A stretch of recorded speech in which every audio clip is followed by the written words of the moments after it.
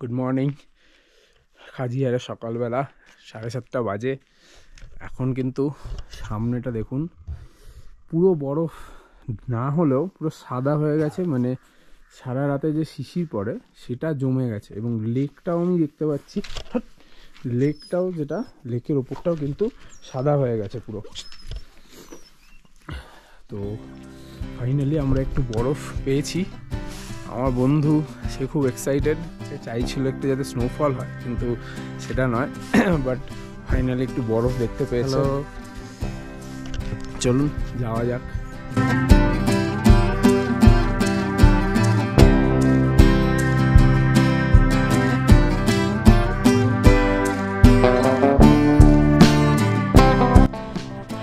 হালকা স্নোফ্লেক্স হয়ে আছে ঘাসের ওপর, কিন্তু এই খাজিয়ার ভ্যালিটা কিন্তু একদম জনমানব শূন্য, একদম কেউ নেই। আমি একা, আশেপাশে কাউকে দেখতে পাচ্ছি না। কিছু পাখির আওয়াজ হয়েছে, আর সূর্যের আলো কিন্তু এখনো আসেনি। এদিক থেকে সূর্য উঠেছে পাহাড়ের কোলে, কিন্তু ভ্যালিটা দেখুন পুরো ফাঁকা। এরকম খাজিয়ার ভ্যালিকে যদি আপনারা দেখতে চান তাহলে কিন্তু খাজিয়ারে থাকাটা ম্যান্ডেটরি। কারণ এখানে যতই আপনি থাকুন দিনের বেলা বা বিকেল অবধি, লোক কিন্তু সবসময় রয়েছে। কালকে আমি যা দেখলাম 5টা, 5:30, 6টার পরও আমি লোক দেখেছি। বা আমার এই পিছনে যে কিছু দোকান আছে সেগুলো খোলা রয়েছে। তো এরকম খালি খাজিয়ার কিন্তু দেখতে পাওয়াটা আমার কাছে তো খুব ভাগ্যবান বলে মনে হচ্ছে। এবং আমার মনে হচ্ছে এই ডিসিশন যেটা আমরা এখানে কালকে থেকেছি, এখানে না থেকে ডালহৌসি চলে গেলেও হতো, সেটা কিন্তু 100% সফল। দেখুন সামনেটা একদম ফাঁকা, কেউ নেই, বেশ ঠান্ডা। তো যারা আপনারা সকালবেলা একটু মর্নিং ওয়াক করতে চান তাদের জন্য কিন্তু খুব ভালো। মানে পুরো আপনি খাজিয়ার লেকটা পুরোটা কভার করতে পারবেন। এখানে এমনি সময় ঘোড়ায় কালকে আমাদের জিজ্ঞেস করছিল, মোটামুটি ফুল রাউন্ডের জন্য ওরা 800 থেকে 1000 টাকা চাইছে। বলছে প্রায় 3-4 কিলোমিটার নাকি এরিয়া যদি পুরোটা কভার হয়। তো সেটা আপনারা সকালবেলা পায়ে হেঁটেই করতে পারেন। বেরোনোর সময় হয়ে গেছে, অলমোস্ট 10টা, 10:15 বাজে। আমরা এখান থেকে এখন চেক আউট করে যাচ্ছি। সমস্ত বিল ফর্মালিটিস ডান। এখনও সামনে আমি দেখতে পাচ্ছি ভ্যালি কিন্তু খুব ফাঁকা, খুব একটা লোকজন এখন আসেনি। তবে মোটামুটি 10টা, 10:30, 11টা থেকে লোকজন শুরু হয়ে যাবে এখানে আসা। আজকে ওয়েদার এখনও তো বেশ সানি আছে, বাট লেটার আজকে একটু প্রেডিকশান আছে বৃষ্টি হওয়ার। দেখা যাক ম্যাকলয়েডগঞ্জে কীরকম থাকে। তো আমরা এখন এখান থেকে বেরিয়ে ধর্মশালা হয়ে ম্যাকলয়েডগঞ্জ যাব। তো ইচ্ছে আছে ধর্মশালায় স্টেডিয়াম বা টি গার্ডেন কিছু একটা কভার করে যাওয়ার। দেখা যাক কি হয়। যদি কোনো ম্যাচ না থাকে তাহলে আমরা আজকে স্টেডিয়ামটা কভার করে নেব। কেমন লাগলো খাজিয়ার? ভীষণ সুন্দর। কালকে যতটা ঠান্ডা লেগেছে আজকের ওয়েদারটা ভীষণ ভালো। মানে সকালবেলায় উঠে পুরো হোয়াইট দেখতে পেয়েছি, হোয়াইট একদম। এটা স্নো ছিল না, মানে মনে একটুখানি শান্তিতে নিয়ে নিয়েছি। স্নো লাইট, বুড়ো মানুষের স্নো দেখার ইচ্ছে। হ্যাঁ ঠিক আছে। ফুলকলুচির কালকে একটু পেট খারাপ ছিল, এই যে ওআরএস নিয়ে ঘুরছি আমি। ওআরএস খাচ্ছে। পাহাড়ে আসলেই কারোর না কারোর একটু পেটের প্রবলেম হয়, তো সেই জন্য আমরা জলের নজর রেখেছি। হ্যাঁ, আমরা কিন্তু মিনারেল ওয়াটার খেয়েছি, বাট তাও 1-2 জনের হয়ে যেতে পারে। আপনারা একটু কশাস থাকবেন, আর সাথে কিছু বেসিক মেডিসিন রাখবেন। এখন আমাদের যিনি ড্রাইভার সাহেব, মানে এই ট্যুরের মেনলি ক্যাপ্টেন, কারণ ওনার ওপরই মেনলি ডিপেন্ডেন্ট ছিলাম আমরা। কারণ এই হোটেল বা এই পুরো ট্যুর প্ল্যানটা কিন্তু আমি ওনার সঙ্গে কথা বলেই করেছিলাম। তো ওনার নাম অমিত। তো একটু ওনার সঙ্গে চলুন কথা বলে নিই। तो अमित जी, आप बताइए आपको कैसा लगा? और मेरे को बहुत बढ़िया लगा आपके साथ घूमने का, और अब सबसे बढ़िया टूर रहा आपका भैया, और फुल एंजॉय हुआ। मैंने बहुत सारा एंजॉय किया आपके साथ टूर में, और बढ़िया ग्रुप रहा और बढ़िया एंजॉय रहा। एकदम, आपको बहुत बहुत शुक्रिया। थैंक यू भैया, और फिर से मिलेंगे। ओके भैया, चलिए। Thank you. चलिए। এত সুন্দর ওয়েদার, আমরা না থাকতে পারে একটু ভ্যালিতে আবার চলে আসলাম বেরোনোর আগে। লোকজন কিন্তু আসা শুরু হয়ে গেছে, দেখতে পাচ্ছি একটা বড় গ্রুপ ঢুকছে। ওপাশেও কিছু লোক রয়েছে। বেশ সানি মর্নিং, আর এখন কিন্তু কালকের মতো পাগলা হাওয়াটা নেই, ফলে অতটা ঠান্ডা লাগছে না। বেশ এনজয় করার মতো ওয়েদার। पैराग्लाइडिंग का कितना रहता है? पैराग्लाइडिंग का सर एक 1500 की फ्लाई है, 2000 की फ्लाई। टाइम अलग अलग होगा? टाइम अलग अलग है, मतलब ड्यूरेशन पर 2000 में ज़्यादा है। 2000 में यही आपकी 4 से 7 मिनट की, और जो 1500 की उसमें 2 या 4 मिनट की होती है। और अगर उससे बड़ी करनी हो तो 10 से 15 मिनट की भी है हमारे पास, जो चंबा वैली के बैक साइड जाके लैंड होता है। हाँ, तो आप इधर से गाड़ी से लेके जाएंगे? गाड़ी में, और फिर इधर आके इधर ही छोड़ेंगे। वो इंक्लूड रहता है गाड़ी वो सब इंक्लूड रहता है। इन्हें एक वो बोला है जंगल सफारिর ব্যাপার। আমরা প্রায় 15 কিলোমিটার হলো বেরিয়ে গেছি খাজিয়ার থেকে। তো যে রাস্তাটা খাজিয়ার থেকে চাম্বা যাচ্ছে, মানে কালকে আমরা যে রাস্তা দিয়ে এসেছিলাম, আমরা কিন্তু ওটা দিয়েই ব্যাক করলাম এবং একটা জায়গা থেকে রাস্তাটা চাম্বার দিকে নিচে নেমে যায় আর আমরা ম্যাকলাডগঞ্জের দিকে চলে যাচ্ছি ভায়া জোট এই এরিয়াতে, মানে এই ডালহৌসি বা খাজিয়ার এই এরিয়াতে হাইয়েস্ট পয়েন্ট। তো আমরা ওটাকে ক্রস করে নেক্সট ধর্মশালার দিকে চলে যাব। আমরা জোট এসে গেছি, যেটা এখানে হাইয়েস্ট পয়েন্ট।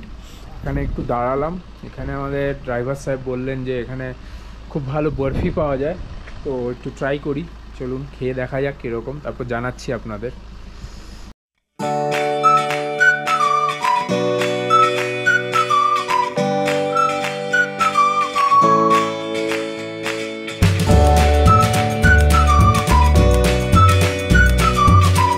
আমরা অনেকটা চলে এসেছি জোট থেকে নেমে, এখন আমরা টুন্ডি বলে একটা জায়গায় আছি। এখান থেকে ধর্মশালা এখনও 50 কিলোমিটার দেখাচ্ছে, প্রায় 2 ঘন্টা মতো লাগবে। তো আমরা এখানে এখন লাঞ্চ করে নিচ্ছি, এই একটা জায়গা। তো দেখি কি লাঞ্চ এখানে পাওয়া যায়, কারণ এরপরে কখন কোথায় পাবো জানি না। আর আজকে যেহেতু আমাদের প্ল্যান আছে স্টেডিয়ামটা দেখে নেওয়ার, তাই হোটেলে যেতে যেতে তো আমাদের বিকেল হয়ে যাবে ম্যাকলয়েডগঞ্জে। আচ্ছা হবে প্রায় 3-4 দিন বাদে আমরা এই বাঙালি স্টাইল আলু ভাজা পেয়েছি। এই দোকানটায় কিন্তু বাঙালি খাবার রয়েছে, যেটা আমরা মেনুতে দেখলাম। তো খেয়ে দেখি, আলু ভাজাটা তো অলমোস্ট হাফ শেষ, সেই জন্য আরেক প্লেট আমরা অর্ডার করে দিয়েছি। আমরা লাঞ্চ করলাম এখানে, খুব ভালো খাবার ছিল এখানে। কিন্তু আমরা পুরো বাঙালি স্টাইল আলু ভাজা পেয়েছি, ভাত, ডাল, মাংসটাও বাঙালি স্টাইল করেছিল। এটা অ্যাকচুয়ালি বাঙালি কুক আছে, যার জন্য ওরা পুরো আলু দিয়ে, আমরা বললাম যে বাঙালি স্টাইল করতে, ওরা আলু দিয়ে করে দিয়েছিল। খাবারের দামও মোটামুটি রিজনেবল, কলকাতার থেকে তো ডেফিনেটলি বেশি। 550 ফুল প্লেট চিকেন নিল, যেটা অলমোস্ট 10 পিস ছিল। ডাল ফ্রাই 150 করেছিল, রাইস 100 করেছিল। বাট ওভারঅল খাওয়া খুব ভালো। আপনারা যদি এই রুট দিয়ে মানে খাজিয়ার থেকে ম্যাকলয়েডগঞ্জ যান ভায়া জোট, তাহলে কিন্তু এখানে ডেফিনেটলি লাঞ্চ করতে পারেন। আমি একবার দেখিয়ে দিচ্ছি জায়গাটা।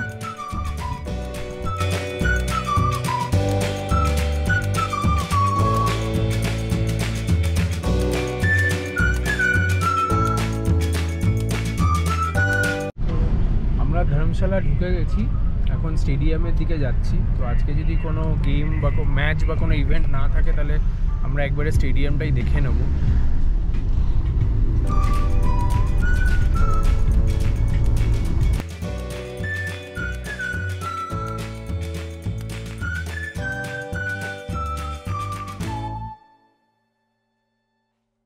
আমরা পৌঁছে গেছি স্টেডিয়ামের বাইরে।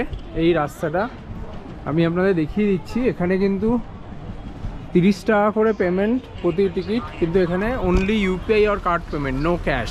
আর টাইমিংটা দেখিয়ে দিচ্ছি, দেখুন এখানে 9টা থেকে 5টা, আর এইগুলো ব্রেক টাইম। তো আপনারা কিন্তু সেইভাবে আসবেন, লাঞ্চ ব্রেক বা টি ব্রেকের টাইমটা ছেড়ে। আমরা যেমন এখন ঢুকছি 3:30, 30 টাকা দিয়ে আমরা টিকিট নিয়ে নিয়েছি। আর এই আইটেমসগুলো কিন্তু প্রহিবিটেড।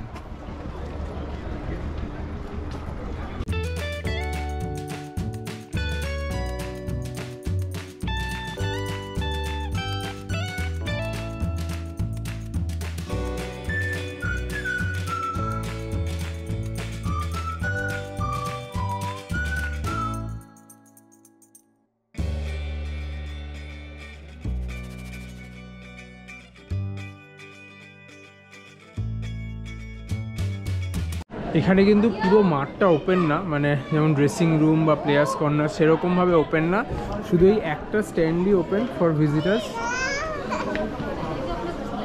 আর এখান থেকে যেমন মাঠটা পুরো দেখা যাবে।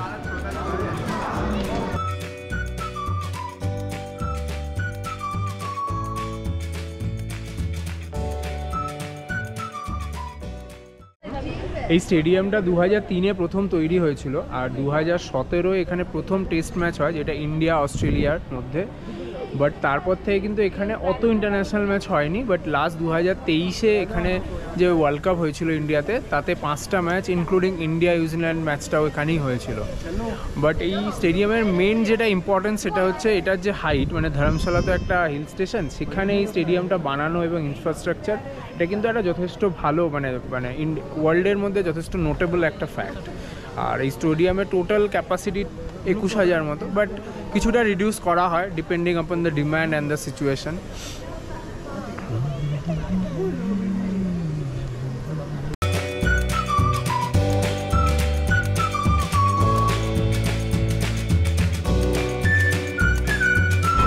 স্টেডিয়াম দেখে আমরা জাস্ট বেরোলাম। স্টেডিয়ামটা কিন্তু খুব একটা টাইম টেকিং নয়, just half an hour is good enough. তো আপনারা যে কোনো সময় আসতে পারেন হাফ অ্যান আওয়ার টাইম নিয়ে, যদি ধরমশালা বা ম্যাকলাউডগঞ্জ থাকে। যেমন আমি আজকে ম্যাকলাউডগঞ্জ যাব, কিন্তু ধরমশালা হয়ে যাচ্ছি। এরপরে ইচ্ছে আছে ওয়ার মেমোরিয়ালটাও দেখে নেওয়ার। এই বাইরেটা আমি চলুন দেখিয়ে দিচ্ছি। এখানে কিন্তু অনেক ছোট ছোট দোকান রয়েছে যেখানে জুস, মোমোজ বা ম্যাগি এসব পাওয়া যায়। তো রিফ্রেশমেন্ট আপনারা এখানেও করে নিতে পারবেন।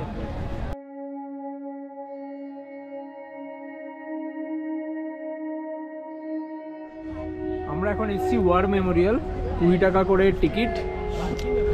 এখানে কিন্তু আবার অনলি ক্যাশ, মানে এখানে কোনো জায়গায় অনলি কার্ড আর জিপে, আবার কোনো জায়গায় অনলি ক্যাশ। ভালো ভালো সিস্টেম করে রেখেছে সব।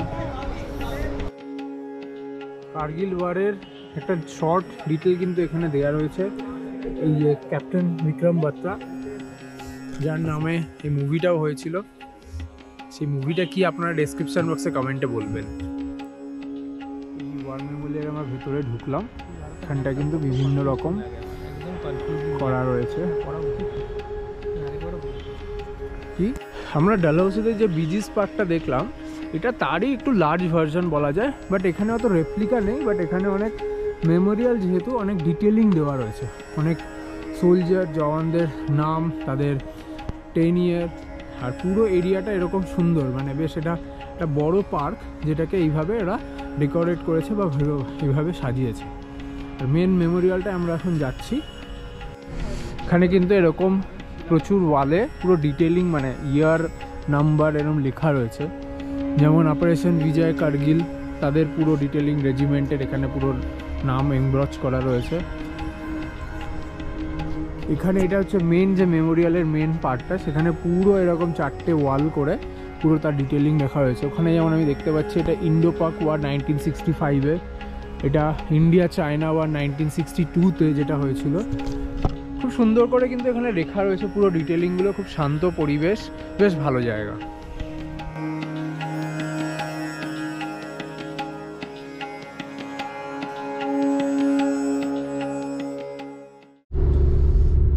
আমরা ওয়ার মেমোরিয়াল দেখে এখন বেরিয়ে পড়েছি। নেক্সট ডেস্টিনেশন হচ্ছে কাংড়া টি স্টেট।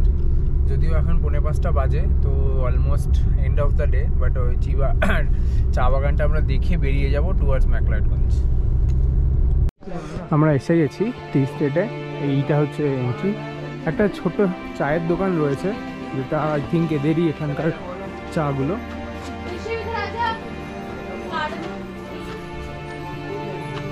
আমাদের মডেল চেষ্টা করছে, মডেল সাকসেসফুল।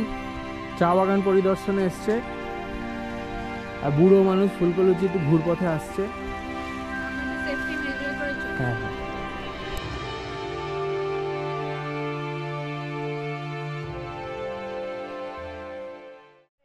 এই টি স্টেটটা কিন্তু সেরকম, মানে পাহাড়ের ঢালে যেরকম হয় আমাদের উত্তরবঙ্গে বা দার্জিলিং সাইডে যেরকম রয়েছে, ঠিক সেরকম না।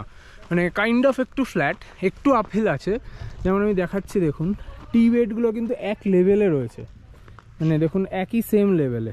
জেনারেলি আমরা দার্জিলিংয়ে বা ওই পাশে সিকিম সাইডে যে নর্থ বেঙ্গলে যেগুলো দেখি, সেগুলো কিন্তু পাহাড়ের ধাপে ধাপে থাকে বা একটা ইনক্লাইন প্লেনে ওপরে ওঠার দিকে থাকে। এটা কিন্তু সেরকম নয়। চা বাগান কেমন লাগলো? এই চা বাগান এই মনে হচ্ছে আমরা দার্জিলিংয়ে এসেছি, বুঝেছো? দার্জিলিং এরকম চা বাগান দেখেছিলাম আমরা, ডালহৌসি থেকে দার্জিলিং। ডালহৌসি থেকে Darjeeling. D2D short form, HR ম্যাডামের শর্ট ফর্ম। বলুন। D2D খুব ভালো। যতটুকু এরা বলছিল যে ছোট্ট, ওরকম নয়, খুব ভালো। আর এই সূর্যটা পড়ছে, এই টাইমটা এসে আরো বেশি ভালো লাগবে। মডেল ম্যাডাম, আপনার কেমন লাগলো চায়ের বাগানে সবুজের সাথে? সবুজের সাথে আমিও মনে হলো সবুজায়ন হয়ে গেলাম। মাঝখানে ফটো সবুজ সাথী না, সবুজ সাথী ব্যাপারটা আলাদা। এখানে সবুজ সাথী টপিক আনা যাবে না, কিন্তু হ্যাঁ চার বাগানটা বেশ সুন্দর। আর আমরা এই গোল্ডেন আওয়ারে এসেছি বলে মানে এনভায়রনমেন্টটা খুব ভালো লাগছে। হালকা ঠান্ডা, এখানে কিন্তু অতটা ঠান্ডা নেই, ডালহৌসির মতো। সব মিলিয়ে বেশ ভালো। আমরা আমরা টি স্টেট দেখে এখন চলে যাচ্ছি ম্যাকলাডগঞ্জের দিকে, বাট ফাইনালি কিন্তু আমরা ধলাদার রেঞ্জটা দেখতে পেয়েছি এখান থেকে বেরিয়ে। এখন আকাশ অনেকটা ক্লিয়ার হয়ে গেছে, যেটা উপরের দিকে ক্লাউডি ছিল, তাই জন্য এখন দেখা যাচ্ছে। তো এখান থেকে দেখালে অনেকটা ডিস্টেন্সে বলে দেখা যাবে না।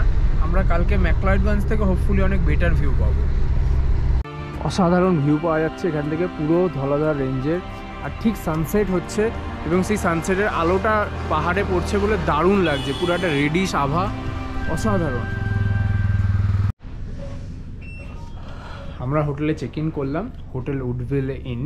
এই হোটেলটা দালাই লামা টেম্পল যেটা আছে সেখান থেকে 200 মিটার ডাউনের দিকে। তো এখানে আমরা এখন রুম দেখে আমাদের বেশ ভালো লাগলো, তাই এখানেই বুক করে নিচ্ছি 2 দিনের জন্য। চলুন রুমটা দেখাচ্ছি, দেন আমি বাকি ডিটেলটা বলছি যে রুমের কি ট্যারিফ এবং কত কী। এবার রুম ট্যুরটা দিয়ে দিই আপনাদের। এটা হচ্ছে আমাদের রুম। এখানে ঢুকে এটা ব্যালকনি আছে, এখানে কিন্তু হেয়ার ড্রায়ার দেওয়া আছে, গিজার রয়েছে, এখানে একটা বড় মিরর, কাবার্ড আর কেটল আছে। এইটা হচ্ছে রুম।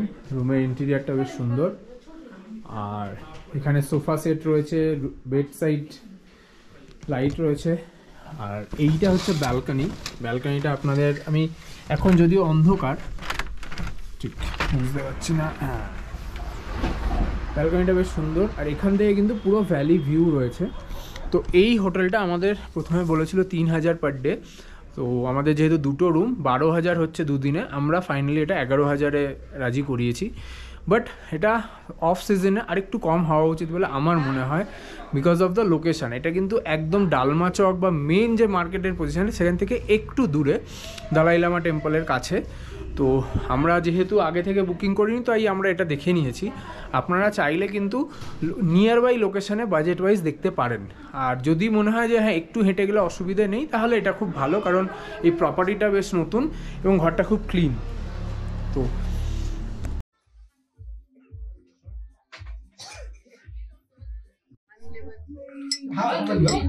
হানি লেমন টি খেলাম, বেশ ভালো। এটা কালিম্পং কিচেন। এটা হচ্ছে 2টো রাস্তা আছে ম্যাকলাডগঞ্জ থেকে। ম্যাকলাডগঞ্জের মেইন চক থেকে 2টো রোড, একটা টুয়ার্ডস ধর্মকোট আর একটা ভাগসুর দিকে। যেটা ধর্মকোটের দিকে উঠছে, জাস্ট উঠেই ডান দিকে। বাঙালিদের জন্য একটা খুব আমার মনে হয়েছিল অথেন্টিক হানি লেমন টি, না টি ছিল না এটা, বাট শুধু হানি লেমন, খুব দাম, খুব সুন্দর, অথেন্টিক। জিঞ্জারও দেওয়া রয়েছে। মোমো অর্ডার করেছি, চিকেন মোমো 10টা, এবং প্রাইস হচ্ছে 200 টাকা। খেয়ে দেখি কিরকম।